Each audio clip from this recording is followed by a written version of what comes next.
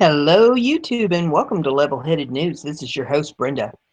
I have 5 articles for you this morning in this episode, and all the URLs are in the description of the video for your convenience.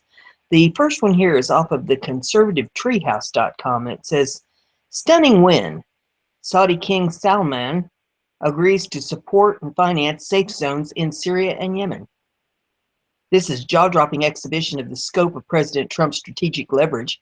Remember how Secretary of State Rex Tillerson refused to take the bait from Senator Marco Rubio regarding Saudi Arabia? Put this outcome in the dividend column. Those who have not followed the backstory of the non-extremist politics in the Middle East will miss the obvious play identified more readily by those who have followed closely. One of the major influences and advisors for King Salman of Saudi Arabia is Egyptian President Fattah Abdel el-Sisi. El-Sisi has already established a productive relationship with President Trump both before and after the election. No doubt King Salman and President Sisi debriefed the prior conversations between Trump and el-Sisi.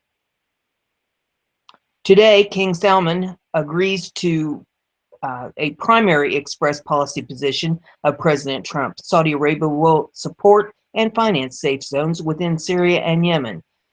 This is a big deal. This is off of Rutgers. It says Saudi Arabia's King Salman in a phone call on Sunday with U.S. President Donald Trump agreed to support safe zones in Syria and Yemen, a White House statement said. Trump, during his presidential campaign last year, had called for Gulf states to pay for establishing safe zones to protect Syrian refugees. A statement after the phone call said the two leaders agreed on the importance of strengthening joint efforts to fight the spread of Islamic State militants. The president requested and King agreed to support safe zones in Syria and Yemen, as well as supporting other ideas to help the many refugees who are displaced by the ongoing conflicts, this statement said. A senior Saudi source told Rutgers the two leaders spoke for over an hour by telephone and agreed to step up counterterrorism and military cooperation and enhance economic cooperation. But the source had no word on whether the two leaders discussed Trump's order to put a 4-month hold on allowing refugees into the United States and temporarily ban travelers from Syria and 6 other Muslim-majority countries. The source said Saudi Arabia would enhance its participation in the U.S.-led coalition fighting to oust Islamic State from its strongholds in Iraq and Syria. The White House statement said the two leaders also agreed on the need to address Iran's destabilizing regional activities. SPA also mentioned Trump and the King had similar visions on confronting whomever seeks to destabilize security and stability in the region and interfere with the affairs of other countries. An apparent reference to Radah's arch foe, Iran. Both countries share reviews about Iranian policies in the region, and Saudi source said, suggesting Trump agreed with Radah's suspicion of what it sees as Tehran's growing influence in the Arab world. Iran denies that it meddles in Arab countries. And there's a link that you can click to read more on that. The article continues and it says, in addition to el-Sisi, there are modern entities within the Gulf states, specifically the UAE, who will understand and support a more strategic White House relationship. Predictably, Qatar, the worst of the bunch, will be excluded if they don't fall into line. The Gulf states have grown more open in their admonishment of the actions under the table of those holding extremist views. When Qatar expelled the 5 leaders of the Muslim Brotherhood, this was an early indication that Sisi's moderate ideology influence was empowering pushback. The Gulf states rallied around Sisi the Gulf states rallied around Sisi's call for expulsion.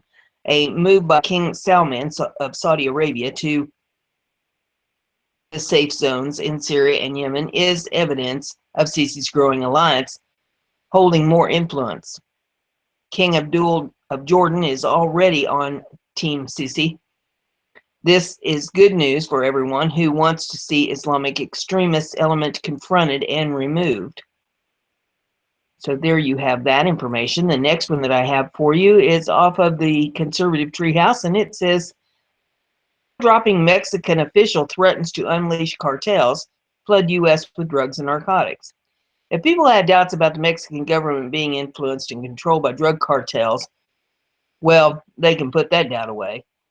In a stunning segment on Fareed Zakaria's CNN broadcast today, Mexican former Foreign Minister George Castenda states the Mexican government is willing to counter U.S. President Donald Trump's policy by unleashing drug cartels upon the U.S. border.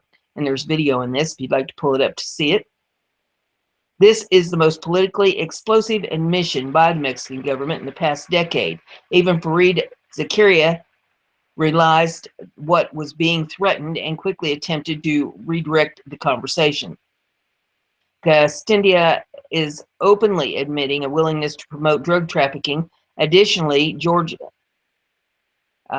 Castilla is so proud of the threat, he even posted a video of the discussion on his own YouTube page.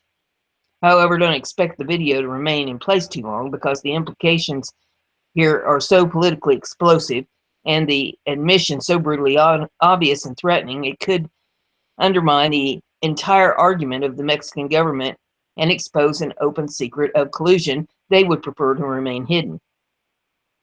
And there's a tweet here. The last refuge tweets, anyone with video of Fareed Zakaria on the CNN show, Mexico official says retaliation to Trump would be to flood the U.S. with drugs and narcotics. And then Transition Tracker tweets the video, and it says George Castaneda Gutman suggests flooding the U.S. with drugs produced in Mexico and South America. The article continues, and it says, an excellent article written in December of 2016 outlines the strategy of Castilla as it pertains to fighting Donald Trump's efforts. And there's a link to that. It says Castilla not only threatens to send drugs, he also threatens to flood the United States with illegal South Americans and openly admits Mexico could stop the border crossings if it wanted to, but instead chooses to use immigration as a weapon against the United States. He openly states Mexico should use Central America immigration as a weapon against us. And then there's a link that says Mexico can use Central American immigration as a bargaining chip with Trump. And there's an insert that says there's been a surge in Central American immigrants heading for the United States since Donald Trump won the election in November, according to several initial reports. If this is the case, it is only logical. Trump has vowed to build his wall. It does not matter if Mexico will pay for it, or even if the threat is true. It makes perfect sense for anybody hoping to make it to the United States from Salvador, Honduras, or Guatemala to do so before any wall is put up. If they have relatives in the United States, or if they think that their reception will be better with President Barack Obama still in power until January 20th, then their decision is perfectly rational. Castanda recounts how during the scourge of 2014, the Obama administration pressured Mexico. When the first wave of unaccompanied minors came into the United States in July of 2014, Mexico complied with the White House request to cooperate in stopping the flow of immigrants. The logic behind it was sound, sparking anti-immigrant hysteria in the United States precisely when immigration reform seemed set to prosper.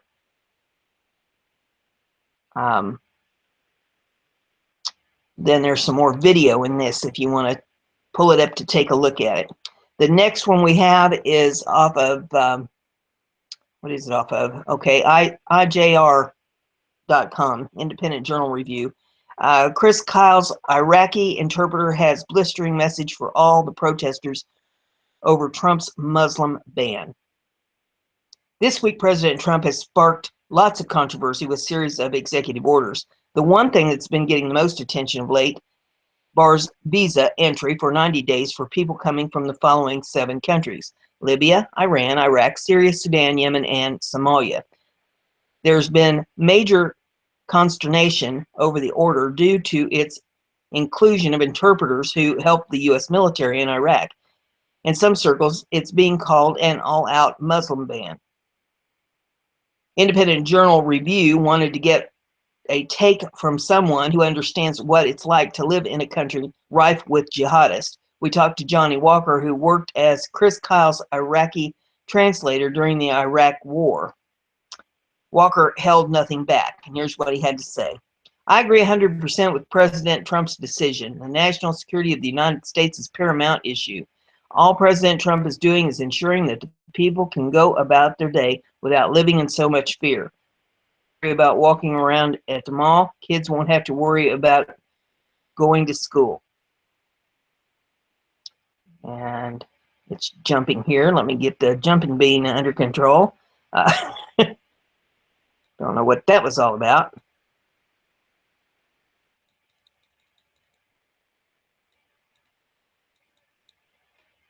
Okay, look, these countries don't have a database that keeps track of its citizens, and we can't depend on a government database in countries that do, because if they have one, it has a political agenda behind it. It wouldn't be hard for someone to get into the U.S. whose loyalty lies with ISIS or a militia aligned with Iran. Isn't necessarily, well, that's jumping again, for goodness sakes. Okay, while the militia isn't necessarily our enemy right now, they don't have loyalty to the U.S. They are loyal to the interests of the government that funds them. And that government says death to America. ISIS strongholds are in Iraq and Syria. We all know what they want to do to Americans. He pointed out how some of the Iraqi government is involved with terrorism. And he says, besides, the government of Iraq is involved with the militia, who gets all their support from Iran, the #1 state sponsor of terrorism. ISIS has a haven in Libya. Al-Shabaab is in Somalia and has pledged their allegiance to ISIS. Iran has several terrorist groups affiliated with it. Yemen has Al-Qaeda, ISIS, and the militia. And in the Sudan, Hamas raises money for terrorism and has a presence. The bottom line is this. Understand that this is for national security. Then Walker explained the one area where he disagrees with the order. But we also need to be concerned with the interpreters, linguists, and soldiers who work shoulder to shoulder with the U.S. to fight against terrorists. There are thousands of translators and friendly forces over there who earned the right to come to America. They've all become targets to groups like ISIS because they worked with Americans. Sacrifices in doing so, they deserve a second chance. And spoke about his personal experiences as a translator. I was one of those, well, now jump too much. Hang on. Goodness gracious. Poor little hamster's having a hard time tonight. It says, I was one of the translators. I worked with the Navy SEALs to help kill the enemy. Working with the American military made my family and me a target. Al-Qaeda murdered my brother because of me helping the Americans. There are translators over there who have proved their loyalty. ISIS and other groups keep lists of their names. It's not like in Washington, D.C. You can't just hide out somewhere. You're either known by your name or your tribe, and everyone is connected. You can't hide yourself. They will find you. When the terrorists find you, they don't just murder you. They murder your brother, your sister, your dad, your mom, your grandparents, cousins, and friends too. Walker made it clear that he doesn't think everyone in Iraq should come here. No, I don't believe that everyone deserves to come here, but showed their loyalty due. He also reaffirmed his support for Trump. Support of the decision that the president has made. We all need to forget about ourselves and just put America's lives first. Trump's decision will help prevent terrorism and the death of more innocent people. Then Walker finished by posting a question for everyone who thinks Trump's racist because of the Muslim ban. What about the other rich Muslim countries? They banned Muslim immigration from the very beginning. Saudi Arabia, the UAE, Bahrain, Qatar, are they racist too? but one that Trump's critics are sure not to answer. And then there's comments that you can check if you would be more interested in that. I have for you is off of BizPack Review. And it says, when Trump supporters pay a visit to Shia LaBeouf's exhibit, left-wing nut job Shia LaBeouf alleged 4-year protest of President Donald Trump in front of New York City Museum is proving to be a lively place. Since being arrested last week for getting into scuffles with the man at the art exhibit titled "He Will Not Divide Us," LaBeouf sightings have been scarce, but Donald Trump supporters have been happy to fill the void. Taking advantage of a Facebook live stream camera the preference artist set up. Video clips and other images posted on Twitter show the president's supporters are turning out. It's a raucous atmosphere when anti-Trump folks are on hand. In the video below, several young men wearing Trump's trademark "Make America Great Again" hats are seen getting into a confrontation with others. Ironically, as the two sides square off, some chant, "He will not divide us." When one of New York's finest shows up, some in the crowd show their support. Here's a hint, it's not the left. And there's some video in this if you want to check it out. It says, another video captures old school New Yorkers see Italian on anyone and everyone on the left who hates the president, including Chelsea Handler, who insults First Lady Melania Trump. And there's some tweets, and then it says, even Hyde, a vocal supporter of Trump, showed up to troll LaBeouf. Says Sam Hyde has arrived. Side posted a YouTube message calling LaBeouf out, saying he is not a real artist. Never a dull moment. And there's some more video. And the final one I have in this episode for you is off BizPack Review. It says, de Blasio says drunk driving, grand larceny, not enough to deport. Do they have to kill or rape first? New York City Mayor Bill de Blasio claimed that crimes such as driving while intoxicated and grand larceny shouldn't result in deportation of illegal immigrants. He made that assessment Sunday to CNN's Jake Tapper on State of the Union while discussing President Trump's plan to strip federal funding from cities offering sanctuary to those who cross the U.S. border illegally. Among those so-called sanctuary cities that would be targeted, Tapper observed that New York City is shielding undocumented immigrants who commit what is deemed to be lesser offenses, but include drunk driving and grand larceny. Per a 2014 ordinance signed into law by de Blasio. De Blasio ignored their question, merely stating that he didn't want to see families torn apart. But is grand larceny or drunk driving a very minor defense? Tapper asked again. Drunk driving that doesn't lead to any other negative outcome, I could define as that, the mayor said, ignoring the question about grand larceny being a minor offense. The vast majority of immigrants don't commit any crimes except for some small offenses. That's not a reason to tear apart families. Without surprise, folks on social media took exception to de Blasio's claims, and there's a list of tweets. I'll pick a couple. It says, yeah, it's lived hard, obvious regard to public safety. Pretty typical. Another one says, yeah, just let people commit crimes so we don't hurt their feelings by arresting them. And there's a bunch more. And it concludes with, earlier into the interview, Tapper observed that previous presidents, including former President Jimmy Carter and Barack Obama, halted immigration from specific countries. De Blasio didn't have an answer on that one, claiming, I don't know the details of those orders. So there you have this episode. I'll have at least one more for you this morning. If you like what I'm doing here, give it a thumbs up and let me know. Don't forget to share it on your social media. And if you haven't subscribed yet, you might want to try that. There's a little bell beside that subscription button. And if you click that and then check the little box that pops up, you'll get email alerts every time I put out a show. And that way you stay informed. See you on the next one.